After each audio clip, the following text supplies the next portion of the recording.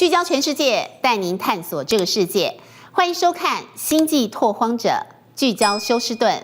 我是舒梦兰。今年初，这一段影片在网络上疯传，这是从太空看地球的美景实况，其中还包括一张台湾照片。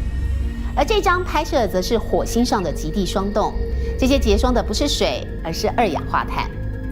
能带着我们飞越大气层，从外太空的角度看地球，或者是近距离观察火星表面奇观的幕后推手，正是美国太空总署 NASA。NASA 1958年10月1号成立，当时是为了和苏联太空竞赛。目前旗下15个机构中心遍及全美，负责太空探索。火箭和太空梭的发射是从佛罗里达州。但是控制和航空研究却是由休斯顿的 Johnson 太空中心来掌握。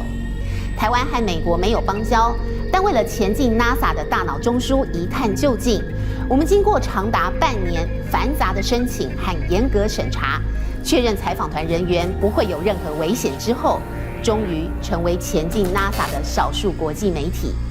接下来就要为您解开 NASA 的秘密，以及他们究竟要将人类带往哪里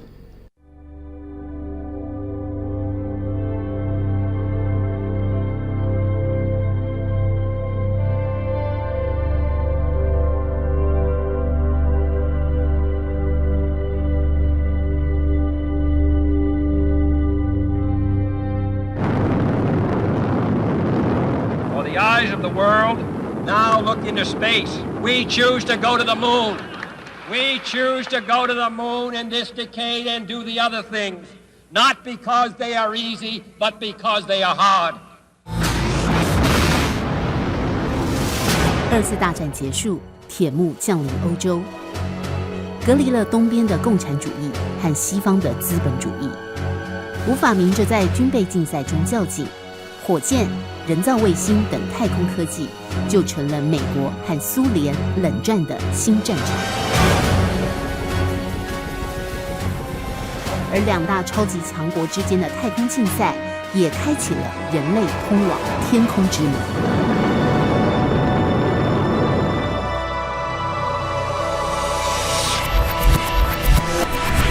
这里就是 NASA Johnson Space Center。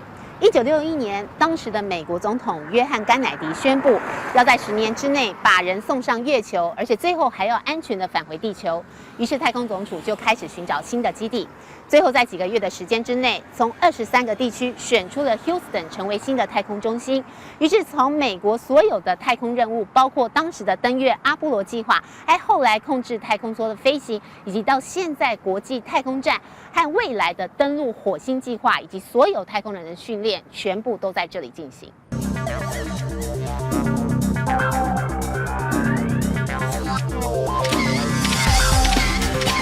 经过拍照留档存记录，乘坐 NASA 的专用车，我们进入国防重地 Johnson 太空中心。占地655公顷，这里原本是一座牧场，地主莱斯大学用1块美金卖给了 NASA。NASA 会选休斯顿当作最重要的控制基地，是因为看准它1年高达300天都是晴空万里，加上湿度适中，地势平坦，能确保地对空的无线通讯品质畅通。Johnson 太空中心宁静的像是大学校园，100多栋建筑物都以数字来命名，但每一栋都暗藏着人类探索宇宙的奥秘。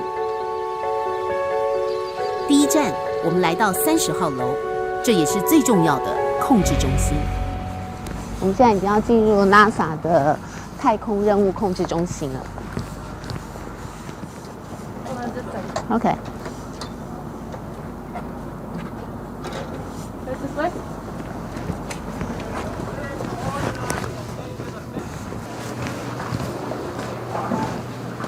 那么 NASA 有很多很神秘的事情，比如说我们现在要来参观这个控制中心，可是他不告诉我们说我们要去几楼，他只告诉我们说我们必须要排87个阶梯。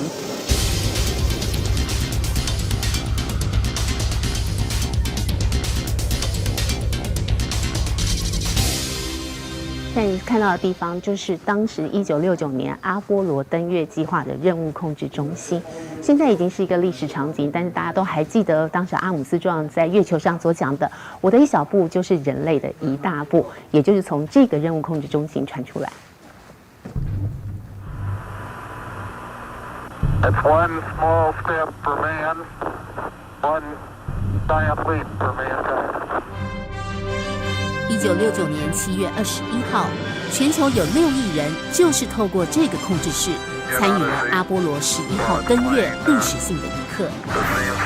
这个控制中心后来还用在天宫实验室和国际太空站的监控工作，直到现在的控制中心启用之后才功成身退。阿姆斯壮在月球跨出的第一步，奠定了美国在太空竞赛中胜出的关键脚步，而探索月球更成了科技发展的推动力。This is a Saturn V rocket. This is the rocket that carried people to the moon.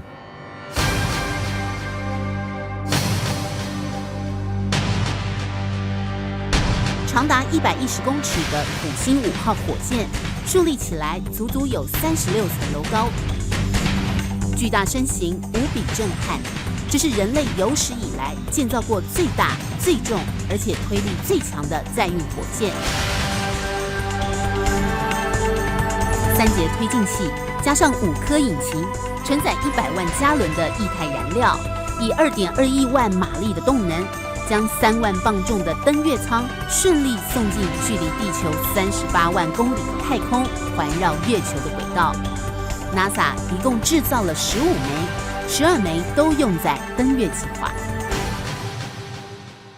And it's these 4 rocks right here. Actual moon rocks, real rocks from the moon. And this is the largest display of moon rocks in the world. So you won't see this anywhere else in the world. 长达10年的阿波罗计划斥资240亿美元，缔造了美国太空人6次登陆月球的纪录，成功探测月球的重力和磁场。由太空人所带回的长达40亿年的珍贵月岩，更详细揭露了月球表面特性和物质成分。This is Pete Conrad's spacesuit from Apollo 12. Pete Conrad was the 3rd man on the moon. It's a white suit, but it looks very dirty. That's because it has a lot of lunar dust on it. So that's dust from the moon. But the gloves and the boot and the helmet, those were, that's not originally part of this spacesuit. Those pieces were left on the moon. And the reason behind that is the mission of the Apollo missions was to bring back moon rocks and soil. So they brought back several hundred pounds of rocks. Well, the liftoff from the moon, they didn't want their spacecraft to be too heavy. So if they added rocks, they were going to have to leave something there. In this case, they chose to leave the gloves and boots and the helmet behind.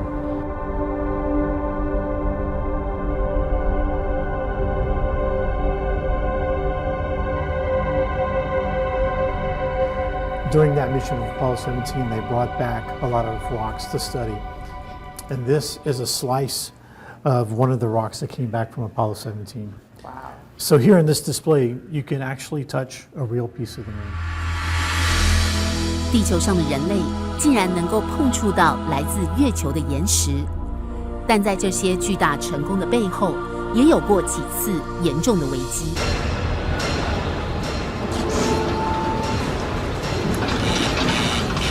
Houston, we have a problem. 1970年发射的阿波罗13号，在抵达月球之前，氧气罐爆炸，登月计划被迫放弃。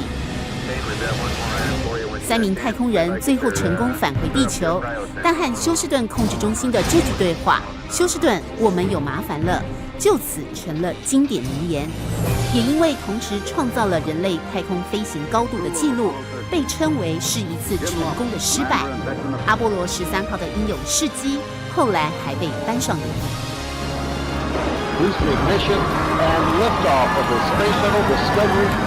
登月竞赛胜负已定。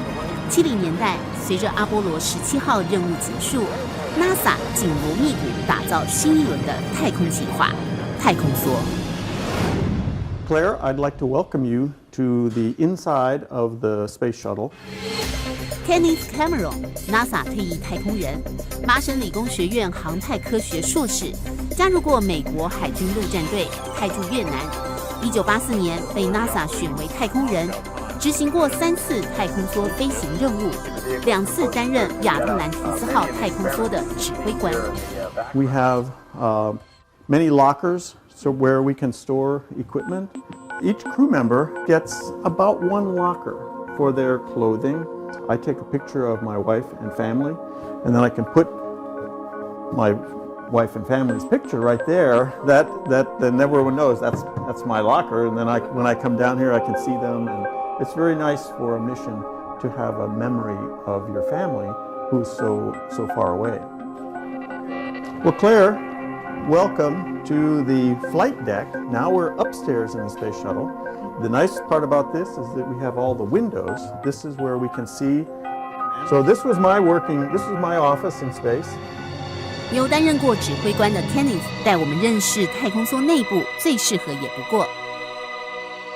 在太空人生涯当中，他在太空的时间超过561个小时。We see the beauty of the Earth as we go by. We go by about 17,500 miles an hour. Is about 5 miles every second. So if you want to take a picture of your home, you better know where it is. Because by the time you find your camera and turn it on, it's gone. It's quite complicated in space. We travel around the Earth 16 times in a 24-hour day. So one day on the ground, we've gone 16 times around the Earth, which means we see 16 sunrises, 16 sunsets. It's dark for 45 minutes, and then bright light for 45 minutes, because that's the way the Earth is. 美国一共建造过6艘太空梭，金额高达2000亿美金。但历经挑战者号和哥伦比亚号2次意外，14名太空人殉职，花费过多，加上信心大减。原本规划的500趟飞行，最后只出任务135次。2011年，太空梭计划宣告终止。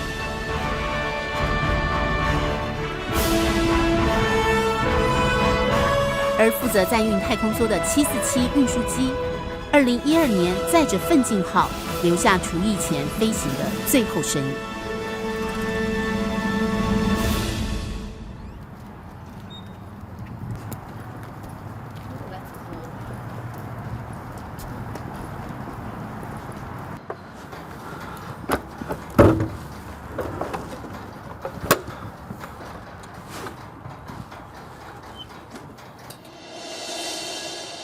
So this is what a passenger plane looks like when you remove all of the seats, the floor, the carpeting, the wall panels, the ceiling, the restrooms.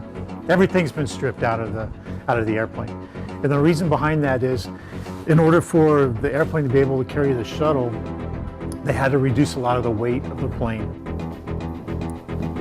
进入运输机内部，偌大的机舱拆掉了座椅和设备。所有设计都是为了能顺利运回返回地球的太空梭。And then you'll see up front on the floor, underneath these blue tarps, they actually added several thousand more pounds of steel, and that's bolted to the floor. When they came back from space, they might be carrying an old satellite.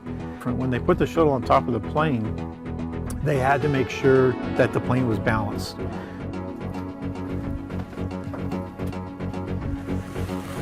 So you're welcome to have a seat.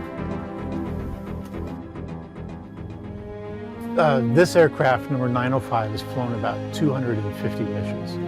It did a lot of work. There were 135 shuttle missions.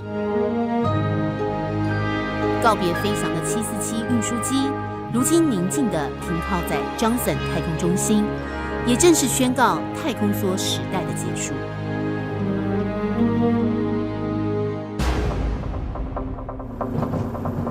但人类探索无垠太空的渴慕却越来越热切。9号楼是太空人训练中心，